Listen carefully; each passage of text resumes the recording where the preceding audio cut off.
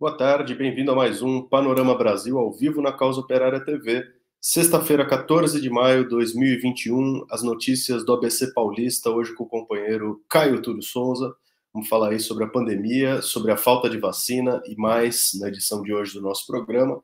Você fica ligado aqui com a gente, curta e compartilhe o nosso link nas suas redes sociais. Inscreva-se no nosso canal se você não tiver inscrito para acompanhar a nossa programação. Ative aí as notificações, fique ligado quando os programas da Causa Operária TV entram ao vivo no ar. Caio, nós estamos nesse momento aqui com uma crise crescente do número de mortes pela Covid, mas antes disso daí, vamos pegar alguns temas ligados aí à educação, com um destaque aqui para um setor duramente atacado durante o golpe de Estado, que são as universidades federais. E aí a gente tem a Federal do ABC, que está completando aí 15 anos, quer dizer, foi criada durante os governos do PT, e nesse momento aqui enfrenta a ameaça de suspensão das suas atividades. Como é que é isso daí? Boa tarde, Caio. Boa tarde, Rafael. Boa tarde aos companheiros da Causa Operária TV, que acompanha aqui o Panorama Brasil. Justamente a Universidade Federal do ABC, né, que foi considerada uma conquista aqui da região, né, uma universidade federal. Nesse ano que completa 15 anos, a universidade está sob o risco de ter que paralisar suas atividades, ou pelo menos parcialmente as suas atividades, já a partir de julho. Isso porque o orçamento do governo federal, né, o Bolsonaro, ele fez um corte para 69 universidades federais do país. Houve um corte de cerca de R$ 1 bilhão, né, e as universidades, muitas delas, estão com orçamentos congelados e tudo mais. Isso gerou toda uma crise, e aqui na Universidade Federal do ABC não foi diferente, né? Então, o próprio reitor da universidade, o Dácio Mateus, ele colocou que a universidade sofre sérios riscos de ter que paralisar uma série de atividades, de pesquisas, e inclusive de atividades físicas mesmo, né? Porque os cortes que o governo Bolsonaro fez nas universidades federais, eles foram cortes no orçamento discricionário, né? Quer dizer, aquele orçamento básico que serve para pagar a manutenção dos prédios, pagar o pessoal, esse tipo de corte, né? Quer dizer, a universidade, ela já utilizou os recursos que ela tem até o momento, e eles projetam, né, que esses recursos dará para que a universidade funcione apenas até julho, mais ou menos. E após isso, após essa data, a universidade vai ter que recorrer aí, se nada for mudado, a cortes e a paralisação de diversas atividades. O reitor ainda não especificou quais atividades podem ser paralisadas, mas ele informou, né, que as pesquisas em andamentos podem ser paralisadas, que alguns prédios podem ser fechados temporariamente. O corte para custeio, né, da universidade, ele é quase de 20%, né? Então é um corte assim bem drástico no custeio da universidade, não é que é um corte em verbas adicionais, que já nem existem mais, mas é um corte no próprio custeio da universidade. Só fazendo uma comparação, porque a Federal do Rio de Janeiro, né, a UFRJ, sofreu o mesmo tipo de impacto. Só para a gente ter uma ideia, na Universidade Federal do Rio de Janeiro, a UFRJ, o orçamento deles era de 299 milhões. Né? Eles receberam, no entanto, 146 milhões até agora. E, quer dizer, eles planejam, eles preveem que vão ter que fechar muita coisa, né?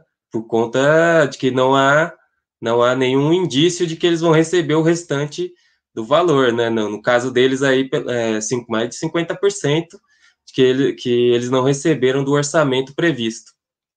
A Universidade Federal do ABC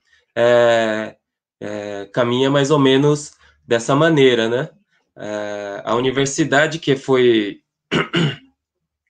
veio sofrendo desde o início da pandemia com cortes, muitos cortes, e se encontra agora nessa situação a ponto de ter que fechar e paralisar atividades por conta do arroxo salarial, né? Ou do arroxo orçamentário que a política do governo Bolsonaro vem produzindo, que se reflete aqui no ABC e se reflete também nas 69 universidades federais do país.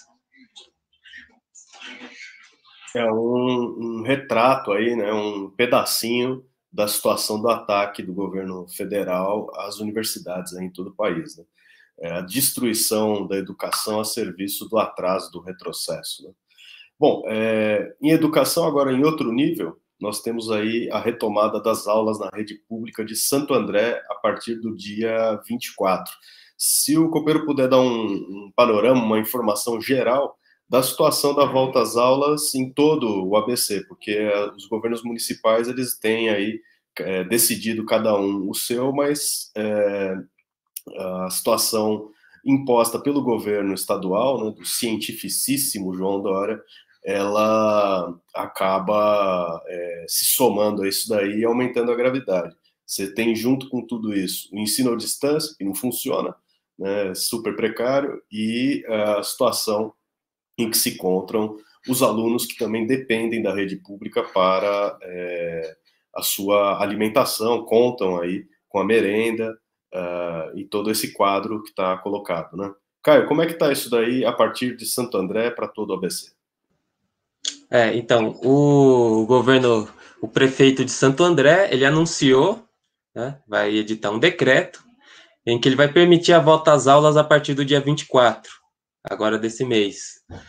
A volta às aulas, ela vai ser tanto da rede privada, não, desculpa, que a rede privada já retornou, mas da rede municipal quanto da rede estadual, a partir já desse dia 24. Outras cidades aqui da região, como São Caetano, já também seguem as aulas presenciais. Outras cidades ainda não retornaram, né? Como, por exemplo, é o caso de Mauá, São Bernardo e Diadema, cujo retorno, por exemplo, em Mauá está previsto para o dia 31, no fim do mês, no fim desse mês aqui. Outras cidades, a maioria das cidades está prevista para o dia 31. Santo André propõe agora voltar no dia 24. Né? São Caetano é a cidade que primeiro retornou, né? Já tem aulas presenciais. Bom, essa é a política que o governo estadual ele impulsiona, né? O governo do João Dória, porque ele já voltou com as aulas presenciais na rede estadual. No entanto, os municípios eles têm uma certa autonomia para determinar se essa volta às aulas vai se dar ou não nos municípios. É o caso aqui do ABC, que foi uma região onde a volta às aulas não se efetivou junto com as decisões do governo estadual. Logicamente que não há condições nenhuma para retorno às aulas, pelo contrário, as mortes na região por conta do coronavírus, elas vêm aumentando, né? Embora os dados, eles procuram mostrar, né? Sempre de uma maneira meio enviesada, de que não é bem assim, mas a gente vai ver aqui que sim, eles vêm aumentando, né? Principalmente agora que a gente tem uma grande abertura do comércio e uma circulação maior. Só para a gente ter uma ideia do que vai representar essa volta às aulas, só no ensino fundamental, em Santo André, só em Santo André. No ensino fundamental, por exemplo, que atende aí crianças de 5 a 10 anos, são esperados 19 mil alunos, quer dizer, são mais 19 mil pessoas circulando na cidade e indo à escola, né? E também você tem as creches, que poderão voltar, né? A educação infantil, que também vai voltar no dia 24, que são crianças de 4 a 5 anos, já são mais 10 mil crianças. E se você considerar as creches que estão marcadas para retornar no dia 31, as creches, no dia 31, são mais 8.700 crianças, quer dizer, é um contingente enorme de crianças circulando, né, na cidade, se aglomerando nas escolas, que nós temos que destacar, porque as escolas não têm nenhum tipo de preparo para abrigar as crianças com todas as medidas sanitárias necessárias, né? Nem de longe as escolas estão preparadas, não houve nenhum investimento também nesse sentido, nenhuma dessas escolas. Então, a situação em geral é assim, há uma pressão, né, enorme do governo estadual para que os municípios adotem a volta às aulas de imediato, né? A gente está vendo que o secretário de Educação, ele mesmo falou, né, que vai voltar às aulas mesmo sem vacina. Os trabalhadores da educação em Santo André estão se mobilizando nesse momento para barrar essa política genocida, né, assassina do governo, e está se fazendo uma série de atividades e de protestos, né, e a gente aguarda aí se os trabalhadores vão iniciar uma greve contra essa política, mas esse é o quadro aqui no ABC, né? Então, a maioria dos municípios aqui não retornaram às aulas ainda, estão com data marcada para o fim desse mês, o retorno às aulas. Santo André e São Caetano já aí se adiantam e já propõem a retomada. São Caetano já retomou, né? E Santo André já propõe a retomada a partir do dia 24, né? Adiantando uma semana as outras cidades no retorno às aulas. Tá certo, é isso aí. Bom, tratando então ainda da situação da administração municipal no meio dessa crise, a gente tem aí o quadro de São Caetano, que está ampliando o funcionamento do comércio para as 22 horas. Recentemente, aqui em São Paulo, foi ampliado para as 21, né? Gradualmente, aí eles estão retomando um horário de funcionamento, ainda com regras de distanciamento, que, como a gente sabe, nem sempre, né, podem ser seguidas, não só nos estabelecimentos comerciais, que é disso que estão tratando aqui com a abertura, mas com certeza nos locais de trabalho da classe operária, nas grandes empresas, né, para não falar dos transportes públicos, que são aí o maior vetor de transmissão, né? A gente estava analisando, inclusive, no Panorama Brasil dessa quarta-feira, que o maior número de mortes, né, de categorias que perderam seus trabalhadores por mortes na pandemia, incluem os motoristas de ônibus, né, cobradores, todo o pessoal que está associado ao serviço do transporte público. Então, Caio, a situação se equipara ao que tem no comércio, porque a medida de São Caetano está sendo tomada agora para ampliar o horário? Exatamente. Só um detalhezinho que você falou dos transportes, né? E a gente viu aqui na região do ABC, eu não vou ter os dados corretos, mas eu vou falar da experiência empírica, né? Porque é muito claro, eu não sei a quantidade de redução, mas que eles reduziram todos os transportes. Quer dizer, então, por exemplo, se antes você pegava um ônibus a cada 10 minutos, vamos dizer assim, né? Vou colocar um exemplo, agora você já demora 25, 30, que significa que os ônibus eles vêm muito lotados, né? Quase que sempre, principalmente nos horários de pico, em que a população está se dirigindo ao trabalho. Bom, somado isso daqui, você tem a abertura total, né, do comércio. Então, São Caetano, por exemplo, ampliou agora para o fechamento do comércio para as 22 horas. Quer dizer, são das 6 da manhã às 22 horas. Quer dizer, um horário que, vamos dizer assim, pré-pandemia, um horário completamente estendido, né? Segundo eles, isso daí seria uma medida, a gente até comentou aqui em outra ocasião, de preservação, porque você ampliando o horário, você diminui, segundo eles, a aglomeração no comércio, né? Bom, se fosse assim, não seria necessário, então, fazer o lockdown, né? Era simplesmente ampliar o horário, né? o que está acontecendo de fato é que você teve agora o Dia das Mães, uma data importante do comércio, e está se aproveitando esse momento, né, um breve momento que eles manobram para mostrar que seria um refluxo aí um recuo da pandemia, um pequeno recuo da pandemia, que não é exato, a gente vai ver, mas para aproveitar para impulsionar aí as vendas no comércio, né?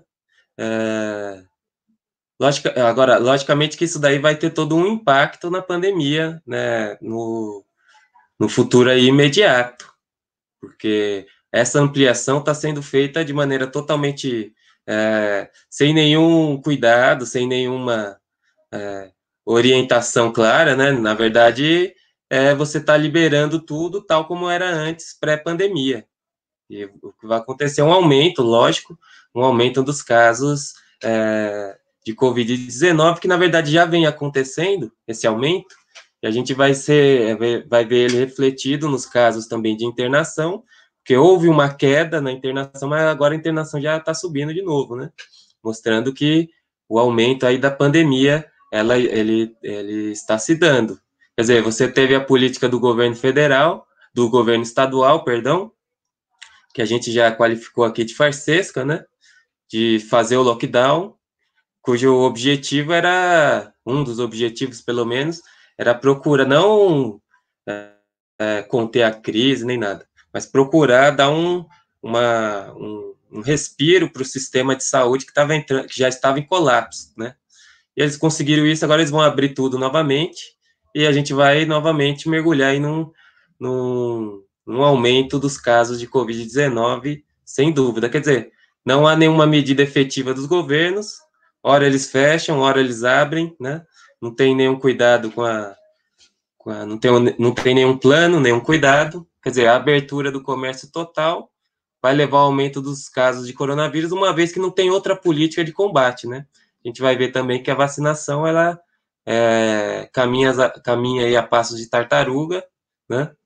Quando caminha, e, bom, esse é o quadro, né? Então, o pessoal está procurando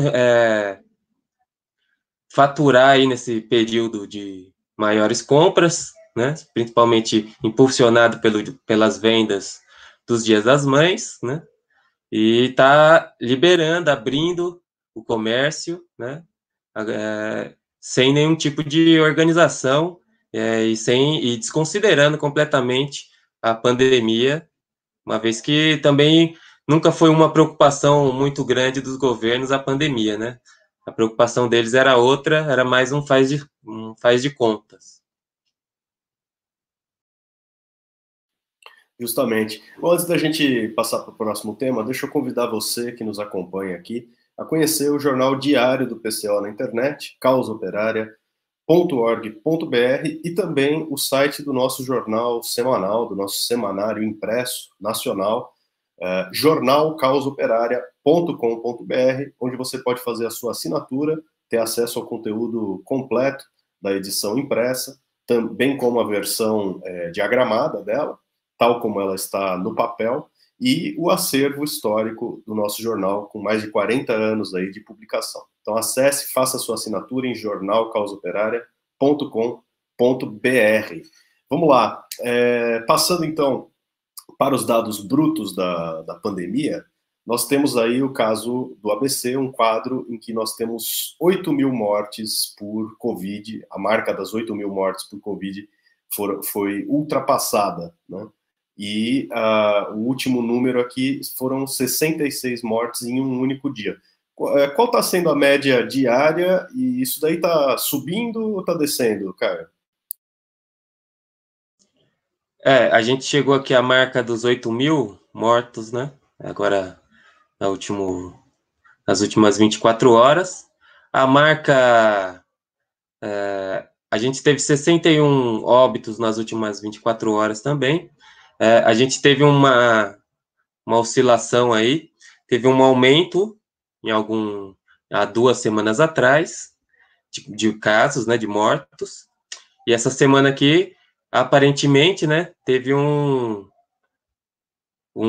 pequeno uma pequena queda aí, que indica uma média móvel de 34 mortes nos últimos 7 dias, né? Mas isso a gente tem que considerar que há 2 semanas atrás foi um pico assim muito grande de mortes aqui na cidade. Por isso que aparece agora como uma queda, né? Na verdade, se a gente for ver, desde o início da pandemia, o número que a gente tem nessa última semana, nessa semana que a gente está, ela é um número ainda alto, bem alto, né? Em relação a toda a pandemia, maior do que no começo da pandemia e tudo mais. Na verdade, como a gente teve um pico na semana anterior, 2 semanas atrás, perdão, um pico muito grande, inclusive foi um mês de maior número de mortos, né, o mês de abril, que teve mais de 1.000 mortos nesse mês, quer dizer, o mês que mais morreu pessoas foi há 2 semanas atrás, e como em geral os órgãos eles fazem as contagens usando a média móvel, então a média móvel eles fazem a média de 7 dias e compara com 2 semanas atrás. Nesse quadro aqui, haveria uma pequena queda no número de mortes. Mas porque 2 semanas atrás foi o pico de mortes de toda a pandemia. Por isso que aparece como uma queda, mas na verdade é uma constante, né? Se a gente for ver. Bom, as cidades que são mais atacadas aqui tiveram assim mais números de casos e mortos aqui nas 7 cidades da região do ABC, em primeiro lugar, foi a cidade de São Bernardo. Teve 70 mil casos confirmados e teve quase 2.500 mortos, né? Também a cidade de Santo André, que vai abrir as escolas agora, né? Eles tiveram, até o momento, 52 mil casos e 2.200 mortes. E também a cidade de Mauá, com 20 mil casos e 1.200 mortos, e Diadema, com 24 mil casos e também 1.079 mortos. Nas últimas 24 horas, a gente também teve mais cerca de 700 pessoas confirmadas, né, com diagnóstico confirmado de Covid-19, e ao todo, desde o início da pandemia, nós chegamos à marca aí de 193 mil casos confirmados de Covid-19 nas 7 cidades, né? Nas 7 cidades que compõem aqui o ABC. Seria, bom, o número de confirmados, né? A média móvel, como é marcada, ou seja, o número de médio nos últimos 7 dias, foi de 532 diagnósticos, o que seria uma pequena queda em relação a 2 semanas atrás, que é, como eu falei, né, que foi o pico aí do número de mortes e de infecções aqui na região. Então, a gente vê que é uma constante, né? Na verdade, a pandemia ela não está decaindo, na verdade. O que houve é que teve picos de muita morte e infecção, e agora ela volta mais ou menos ao patamar que ela encontrou, que é um patamar médio dela, né? Mas que é extremamente grave. A população geral aqui das 7 cidades, ela consta de cerca de 2.800.000 pessoas. E a gente tem 8.000 mortes. É um número bem alto, muito alto, na verdade, se você for comparar em outras regiões com a mesma população. É um número enorme, né? Porque se a gente comparar, por exemplo, com a cidade de São Paulo, parece que é um número relativamente pequeno, né? Porque São Paulo tem 100 mil mortos, né? O estado de São Paulo e a cidade de São Paulo tem chegando, acho que, a 30 mil mortos, né? Quase.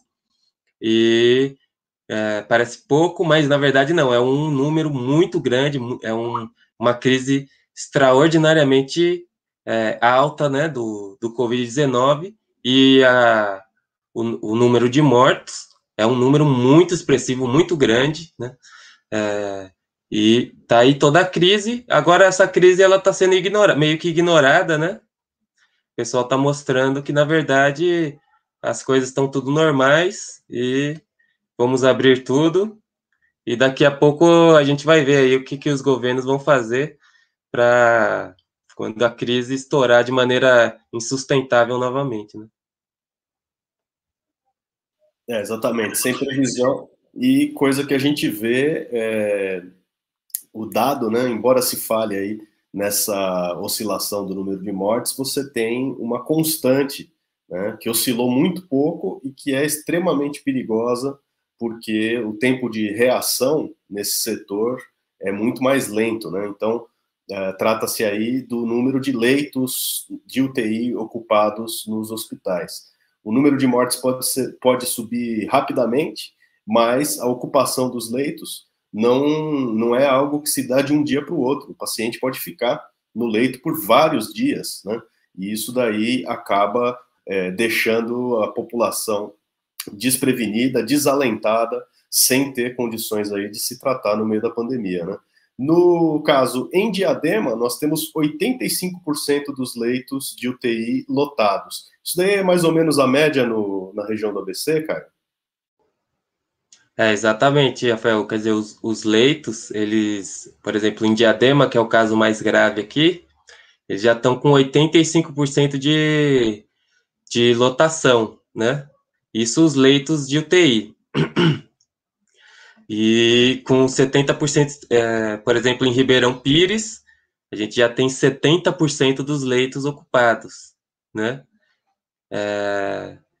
Outras cidades estão entre 70% e 60%, né? Mauá, por exemplo, que é a cidade que eu falo, já está com 63% dos leitos ocupados, com 48% dos leitos ocupados, perdão. Deixa eu só ver São Caetano. Bom, São Bernardo também já está com 47% dos leitos de enfermaria ocupados, mas com os leitos de UTI já está 63% ocupados. Quer dizer, o número já vem crescendo, né? A gente chegou em algum momento, num momento de maior crise, em que em todas as cidades o número passava, né, de 80% dos leitos ocupados, como é o caso que acontece agora em Diadema. Essa é a tendência de todas as cidades, né? Os leitos vêm, a doença vai se proliferando e os leitos vão sendo ocupados, tanto a enfermaria quanto os leitos de UTI, né, do tratamento mais grave da doença, em todas as cidades. E a gente vê também, um outro detalhe importante, é que as cidades elas não têm uma estrutura grande como a gente poderia imaginar, né? Por exemplo, em Diadema, a Diadema tem 40 leitos de UTI só, né? E são 85% ocupados, né? A gente vai ver em Ribeirão Pires, que tem aí 70% dos leitos ocupados, os leitos de enfermaria são apenas 16, por exemplo. E só tem 7 leitos de UTI, quer dizer, 7 leitos de UTI para uma cidade inteira, né? Mostra, assim, que é uma coisa bem precária, né? São Caetano é a cidade, São Caetano e São Bernardo do Campo, que são também mais populosas, são cidades que têm um número maior de leitos, né? Por exemplo, em São Bernardo do Campo, você tem um total de leitos de 537 leitos, entre UTI e enfermaria, né?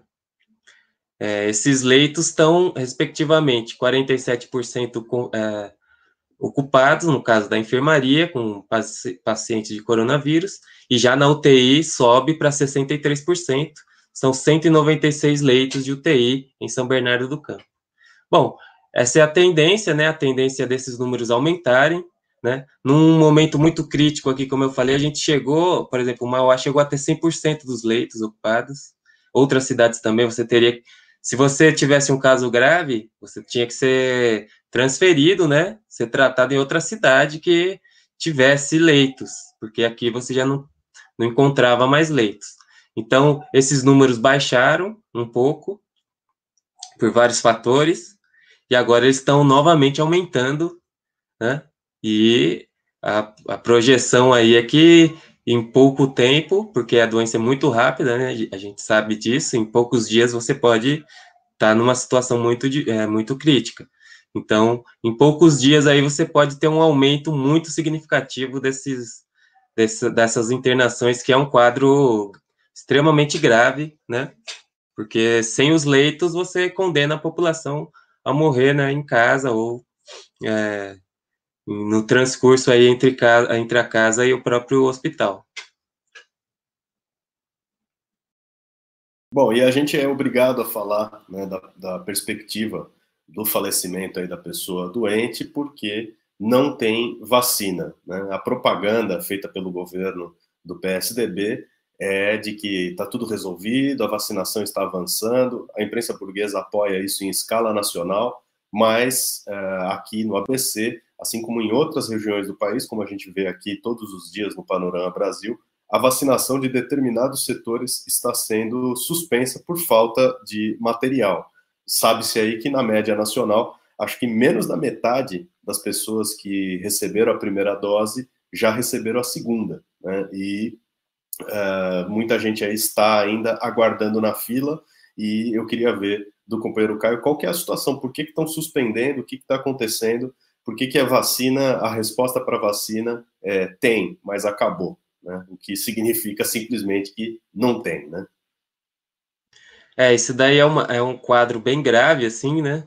Porque, por exemplo, duas cidades aqui da região, Mauá e Diadema, né? Que são cidades com quadros mais graves, inclusive. Eles suspenderam a vacinação da Coronavac, porque simplesmente a Coronavac acabou, né? O que impactou muito nas pessoas que tomaram a primeira dose e que teriam que tomar a segunda dose agora e que não tem a vacina, ainda não há um prazo, né, para chegar. A gente viu aí que, na verdade, o Instituto Butantan, né, ele paralisou a fabricação, entregou o último lote recentemente de cerca de 1 milhão de doses para o Ministério da Saúde e paralisou a fabricação da Coronavac por falta de insumos. Não se sabe quando esses insumos vão chegar. Então, isso daí vai impactar muito nas pessoas que tomaram a primeira dose e não vão conseguir tomar a segunda dose no prazo correto, né? A gente até comentou aqui que o governo federal se adiantou a isso aí, queria prescrever que você pode tomar a qualquer momento a segunda dose, né? Mesmo estando fora do protocolo médico, né? Da bula, etc. Bom, esse é um quadro que está acontecendo. Diadema já não tem vacina, né? Desde a última terça-feira. E a prefeitura de Mauá informou que tinha 130 doses, cerca de 130 doses, e que seriam destinadas aí a suprir uma parte do pessoal que tomou a primeira dose e que teria que tomar a segunda dose agora, mas a primeira dose da Coronavac está suspensa por enquanto, a vacinação por conta disso. A vacinação, ela segue pela outra vacina, né, que é a AstraZeneca, que ainda tem aqui nas cidades, né, em todas elas, um certo número de AstraZeneca. A AstraZeneca tem um detalhe que o prazo dela é maior, então você toma a primeira dose e toma a segunda dose 3 meses depois.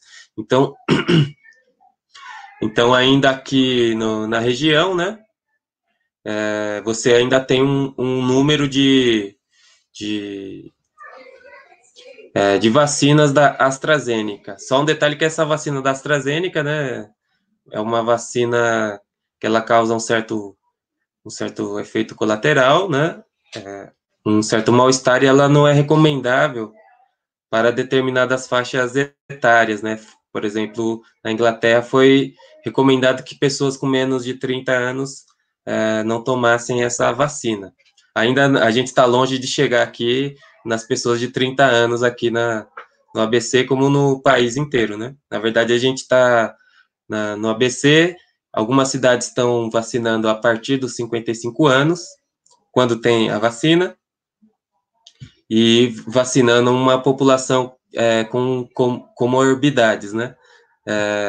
Já tenham pessoas que tenham problemas cardíacos ou problemas de transplantados, e outras pessoas que estão, essas pessoas com comorbidades estão sendo vacinadas, e as pessoas a partir aí dos 55 anos. Bom, esse é o quadro, né, nesse momento da vacinação. Por exemplo, só um detalhe, a cidade que mais vacinou, né, é meio farsesco, mas é São Caetano, porque eles afirmam que vacinaram 30% da população, 31%, mas na verdade é aquela coisa, né? 31% da primeira dose, 18% da segunda dose, que na verdade é 18% de vacinação, né? Não é 30%. Mas essa é a cidade que mais vacinou em toda a região. Tá certo. Bom, nosso tempo está acabando. Eu agradeço, companheiro Caio, pelas notícias, pelos comentários no programa de hoje. Você fica ligado na programação ao vivo da Causa Operária TV. Tem muito mais hoje para você. E nesse sábado, a análise política do companheiro Rui Costa Pimenta, às 11h30 da manhã. Destaque aí na nossa programação na semana. O Panorama Brasil volta na segunda-feira, a partir do 12h15. É isso aí. Obrigado, um abraço. Até lá.